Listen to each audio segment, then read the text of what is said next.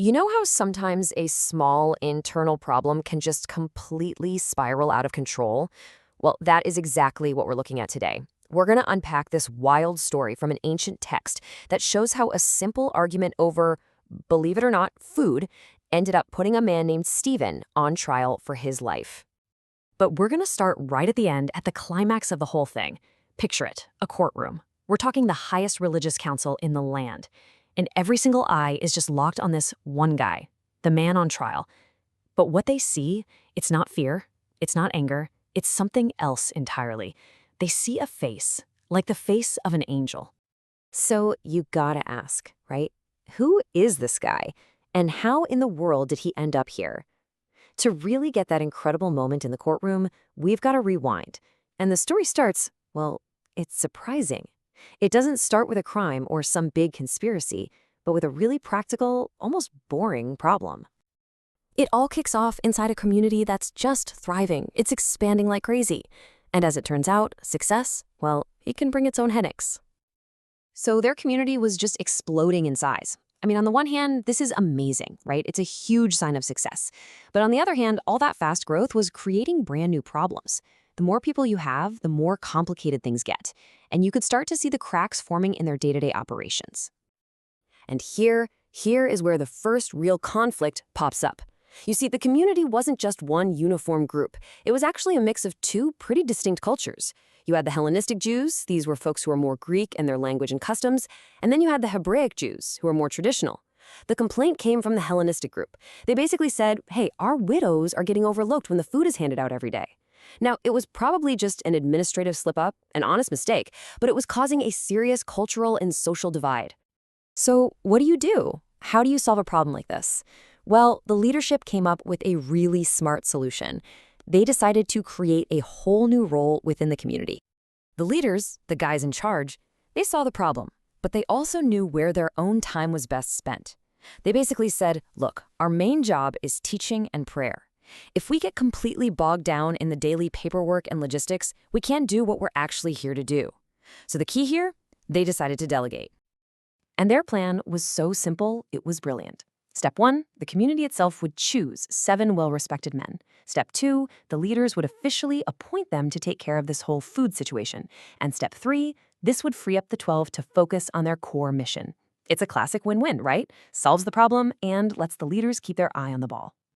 And right here, this is the first time we meet the man this story is all about, Stephen. He gets chosen as one of the 7. And just think about his initial job description. It's basically logistics, administration. His whole job is to make sure widows get their daily bread. But oh boy, that is not where his story ends. Stephen didn't just stick to the plan. He didn't just wait on tables. His role started to evolve way beyond managing food. And this big change is what ultimately put him on a collision course with the authorities. Yeah, he was no longer just some administrator. The text tells us he was full of God's grace and power, and he started performing great wonders and signs out in public. He went from solving an internal, logistical issue to making this huge public splash. And as you might guess, this new public profile attracted some powerful enemies. Just look at how fast things escalated. It all started with a public debate. But his opponents, they just couldn't win the argument. His wisdom was too much for them. So what happens when you can't win with logic? You turn to a conspiracy. They secretly paid people to start spreading nasty rumors about him, accusing him of blasphemy. And that, of course, led directly to his arrest. They got a mob all riled up, grabbed him, and dragged him off to trial.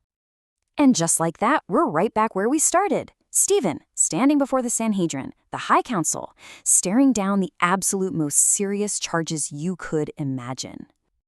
The whole case against him was built on lies, just completely fabricated testimony.